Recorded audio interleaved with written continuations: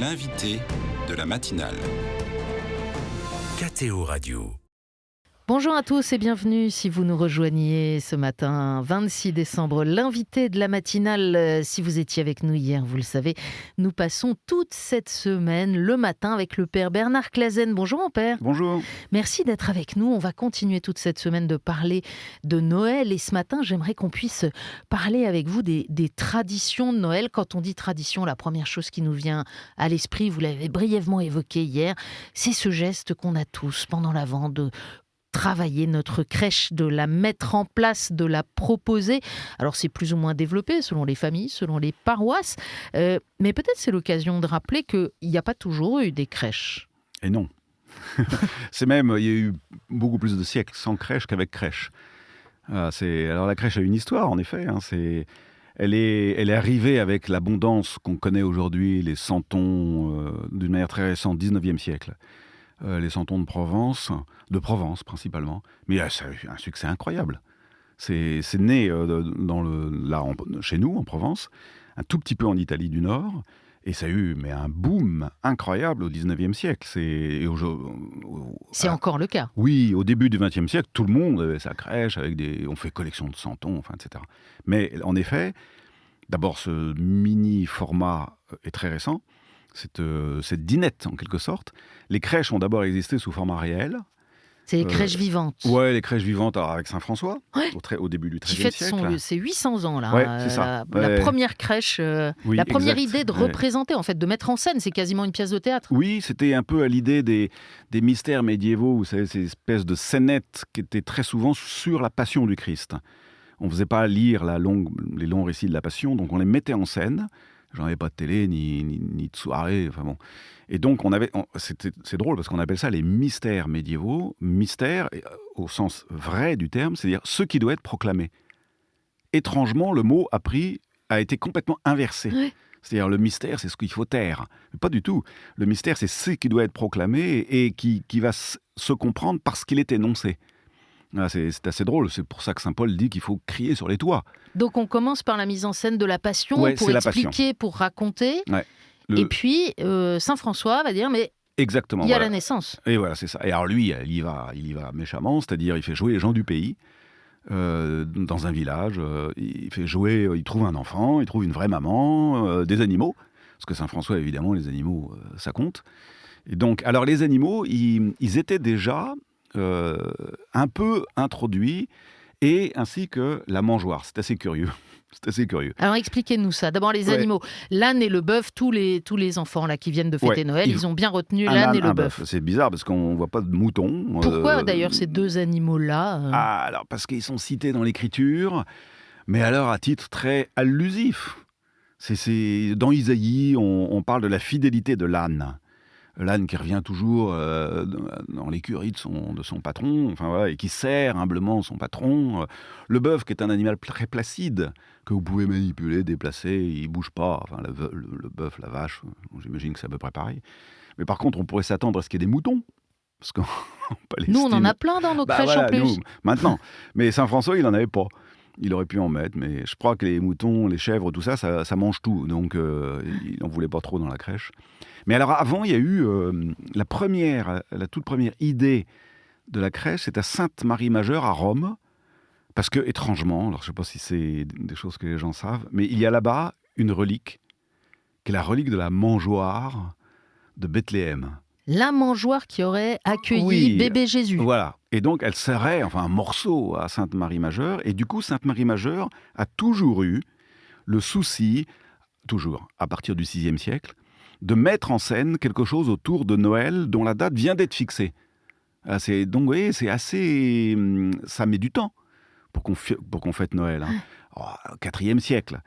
Mais c'est pas venu d'emblée, alors que Pâques, tout de suite, les chrétiens, on s'est battu sur la date, mais tout de suite, les chrétiens ont centré sur Pâques.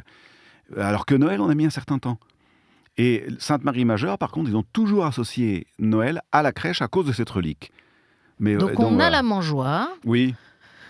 On a le bœuf, on a l'âne qui réchauffe le bébé de leur souffle dans cette Oui, nuit qu'on ouais. imagine froide, en tout cas inhospitalière. Oui, alors on l'imagine inhospitalière parce qu'on a mis la date en plein hiver, en plein hiver de notre hémisphère. Mais inhospitalière parce qu'il y a aussi un accueil refusé, donc on entend la précarité, disons, Alors, de en la fait, situation. alors justement, c'est ça qui est très intéressant. Quand on lit très correctement les deux textes, il n'y a que deux textes qui racontent Matthieu et Luc, on se rend compte que non, pas du tout, les gens ne sont pas du tout inhospitaliers, tout au contraire. C'est-à-dire ils sont pliés en quatre.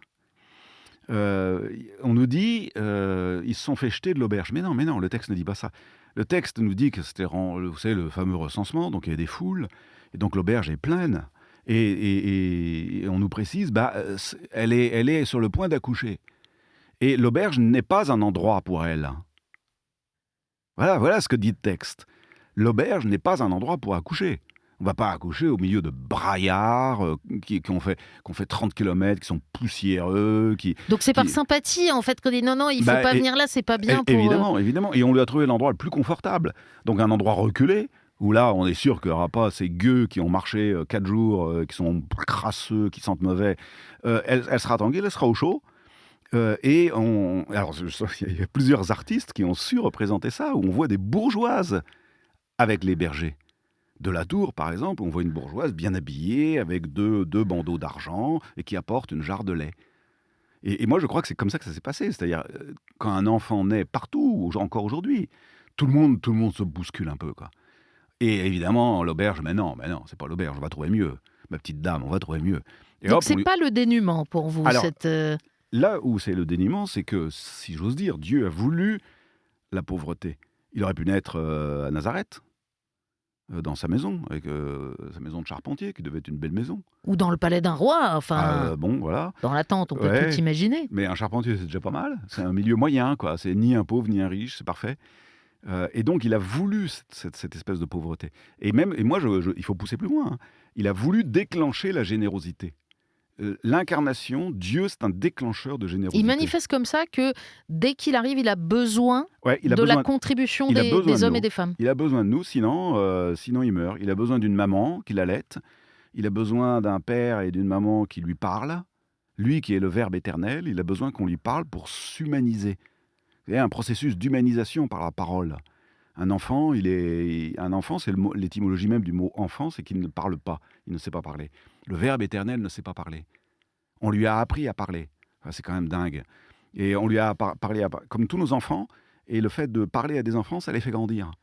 Donc comme tous les enfants, il a été grandi par le fait qu'on lui adresse la parole, lui qui est la parole éternelle. C'est complètement fou, quoi. Autrement dit, il veut d'emblée notre contribution. Alors si on revient à cette crèche, à ces représentations, vous nous parliez tout à l'heure des santons de Provence.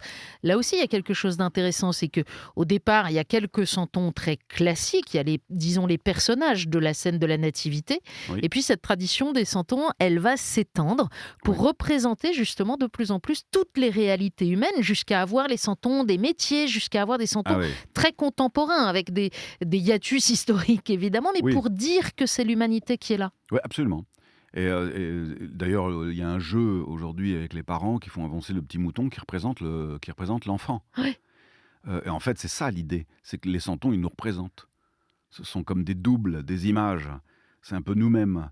Et donc, si on met toujours un facteur, moi j'ai un CP, un chef de patrouille scout, que j'ai mis dans la crèche, parce que j'ai toujours fait du scoutisme, je suis aumônier scout, etc.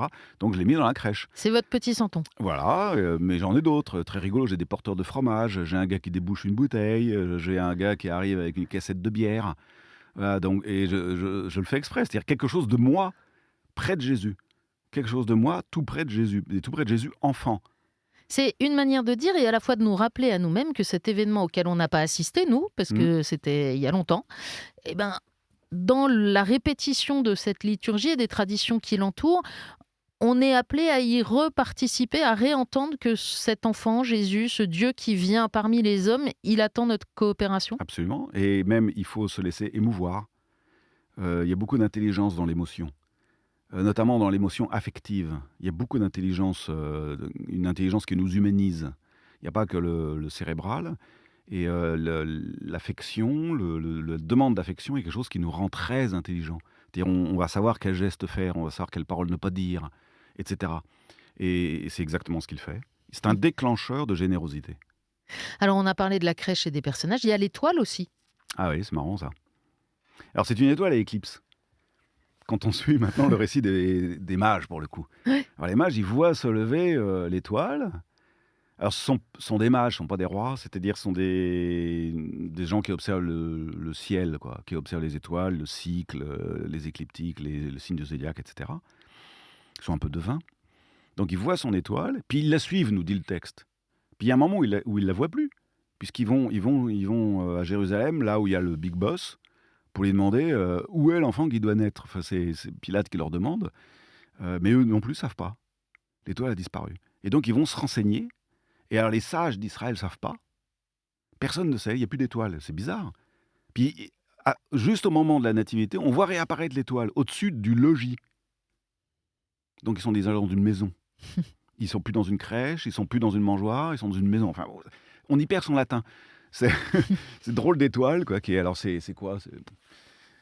Joseph Ratzinger, donc devenu Benoît XVI ensuite, écrit un petit bouquin sur l'enfance de Jésus. Ouais.